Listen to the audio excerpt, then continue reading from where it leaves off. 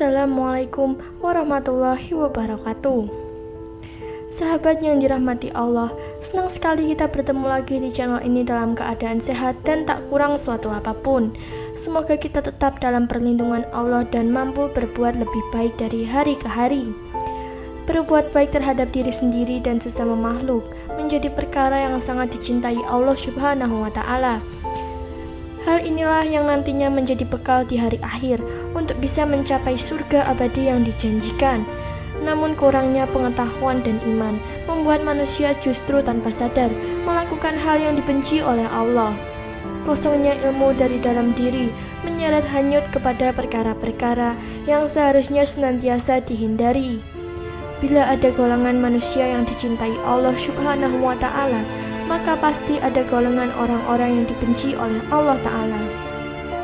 Golongan orang yang tidak disenangi oleh Allah ini sudah pasti adalah hamba-hamba yang telah melakukan hal-hal yang dibenci Allah dan tidak mengikuti ajaran yang telah disampaikan lewat Rasul-Nya. Siapa saja mereka? Nabi SAW menyebutkan dalam sebuah hadis, sesungguhnya Allah benci kepada setiap orang yang sombong dan kasar dan suka berteriak-teriak seperti di pasar, di waktu malam bagaikan bangkai, dan di waktu siang bagaikan keledai. Dia berilmu tentang dunia, tapi bodoh tentang kehidupan akhirat. Hadis riwayat Al-Baihaqi. Sahabat yang dirahmati Allah, sebelum kita lanjut, kami ingatkan untuk terus mendukung channel ini dengan cara subscribe, like, share, dan komen.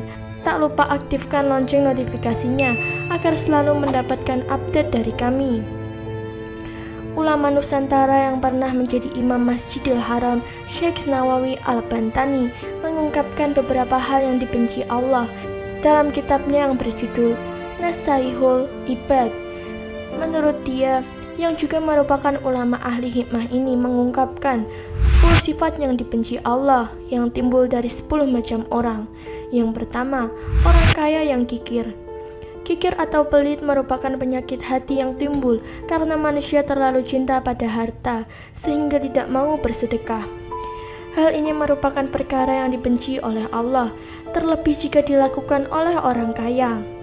Harta yang dimiliki seharusnya dimanfaatkan di jalan Allah atau disedekahkan, bukan justru disimpan dan enggan membantu sesama manusia yang membutuhkan. Allah memperingatkan umat manusia agar tidak kikir terhadap harta yang telah Dia berikan. Allah juga memberikan ancaman bagi manusia yang kikir dan bakhil terhadap harta yang mereka miliki seperti dalam surat Al-Imran ayat 180. Sekali-kali janganlah orang-orang yang bakhil dengan harta yang Allah berikan kepada mereka dari karunia-Nya menyangka bahwa kebakhilan itu baik bagi mereka. Sebenarnya kebakilan itu adalah buruk bagi mereka. Harta yang mereka bakilkan itu akan dikalungkan kelak di lehernya di hari kiamat, dan kepunyaan Allah lah segala warisan yang ada di langit dan bumi. Dan Allah mengetahui apa yang kamu kerjakan. Quran Surat Al-Imran. Maka setelah Allah memberikan kepada mereka sebagian dari karunia-Nya, mereka kikir dengan karunia itu, dan Ia berpaling dan mereka memanglah orang-orang yang selalu membelakangi kebenaran. Quran Surat At-Taubah. Yang kedua, orang miskin yang takabur. Takabur merupakan sikap sombong yang menganggap diri lebih dibanding dengan orang lain. Dalam kasus orang miskin yang memiliki sifat takabur, memang menjadi sebuah penyakit yang sulit dimengerti. Tidak bisa dipahami kenapa sifat ini bisa dimiliki dengan kondisi yang minim harta orang masih bisa menyombongkan diri terhadap orang lain. Padahal orang kaya berharta saja yang memiliki kekayaan dan harta berlimpah tidak boleh menyombongkan diri kepada siapa saja. Pasalnya hanya Allah yang boleh memiliki sifat ini karena Dia memiliki segalanya. Sembahlah Allah dan janganlah kamu mempersekutukannya dengan sesuatu pun, dan berbuat baiklah kepada dua orang ibu bapak, karib kerabat, anak-anak yatim, orang-orang miskin, tetangga yang dekat dan tetangga yang jauh, teman sejawat, ibnu sabil dan hamba sahayamu. Sesungguhnya Allah tidak menyukai orang-orang yang sombong dan membangga-banggakan diri. Quran Surat An-Nisa. Yang ketiga, ulama rakus terhadap dunia. Sifat rakus demi dunia ini menyebabkan seorang ulama akan jauh dari perburuan pada akhirat yang melemahkan umat. Para ulama yang mencintai semua hal yang bersifat dunia akan dipastikan kehilangan karisma dan martabat keulamaannya. Mereka biasa mendapat julukan sebagai ulama dunia atau ulama su', yang artinya ulama buruk. Celakalah bagi umatku dari ulama buruk yang menjadikan agama ini sebagai komoditas yang mereka jual pada para penguasa mereka di zamannya demi meraup keuntungan untuk diri mereka sendiri. Allah pasti tidak akan menjadikan bisnis mereka memperoleh keuntungan. Hadis riwayat Hakim. Yang keempat, minimnya rasa malu para wanita. Secara fitrah wanita dihadirkan dengan perasaan malu yang luar biasa. Hal ini akan tercermin dari cara mereka berbicara, memandang, serta kelembutan-kelembutan yang terefleksi dari perilaku mereka yang senantiasa berhiaskan rasa malu. Maka bagi wanita yang minim rasa malu, maka Allah akan membencinya. Misalnya biasa saja menampakkan auratnya di hadapan pria yang bukan suaminya. Malu adalah mahkota seorang wanita, dan kehilangan rasa malu sama saja dengan kehilangan mahkotanya. Maka jangan heran jika Allah murka karena maksiat mereka. Yang kelima, kakek nenek yang mencintai dunia. Mungkin di antara kita pernah mendapatkan pengalaman memiliki kakek atau nenek yang sudah tua namun tetap mengejar dunia. Tidak jarang tindakan mereka ini membuat gerah cucu-cucunya, mengingat waktu mereka sudah seharusnya digunakan hal-hal yang berkaitan dengan mengejar akhirat. Orang tua renta seharusnya mempersiapkan segala hal untuk kematiannya. Orang tua yang masih senang dunia, mabuk di dalamnya, berebut kenikmatan yang hanya sementara, tentu saja sangat Allah benci. Apakah mereka tidak sadar bahwa dunia akan segera ditinggalkannya? Lalu untuk apa dia masih berburu dunia dengan penuh tamak dan cinta yang melampaui batas? Yang keenam, pemuda malas. Pada masa ini, pemuda diharuskan mengoptimalkan segala kemampuannya untuk bekerja, mempersiapkan hari tua. Masa muda adalah masa gelora kehidupan mereka. Selain itu, juga akan menjadi penentuan masa depan yang sesungguhnya. Kemalasan anak muda menjadi indikasi bahwa mereka akan hidup susah di hari tuanya. Maka malasnya pemuda adalah awal dari suramnya masa depan mereka.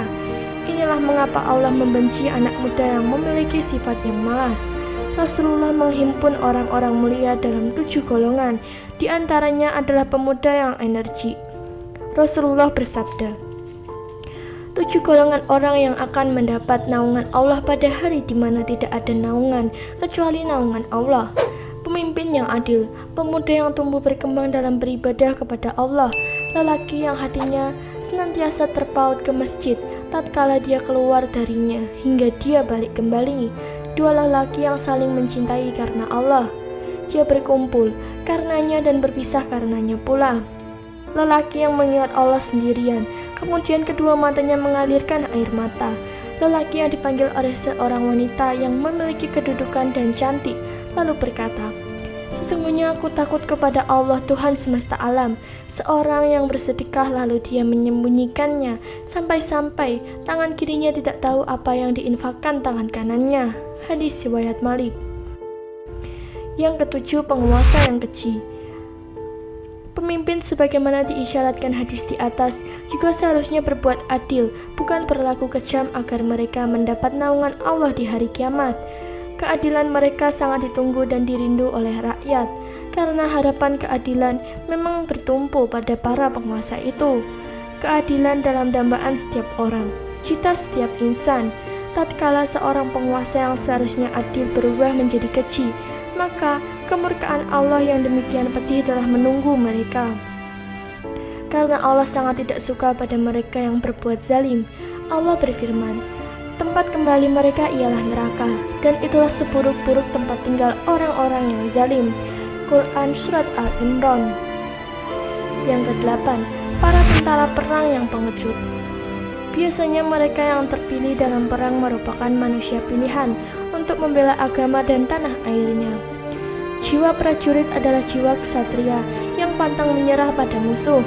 Jika sikap ini luntur, inilah yang akan menjadi kebencian dari Allah. Allah berfirman, hai orang-orang yang beriman, apabila kamu bertemu dengan orang-orang yang kafir yang sedang menyerangmu, maka janganlah kamu membelakangi mereka. Quran Surat Al-Anfal. Yang kesembilan, ujubnya para zahid. Ujub adalah penyakit hati yang bisa menyerang siapa saja, tidak terkecuali zahid yang banyak menghindari dunia dan lebih dekat pada akhirat.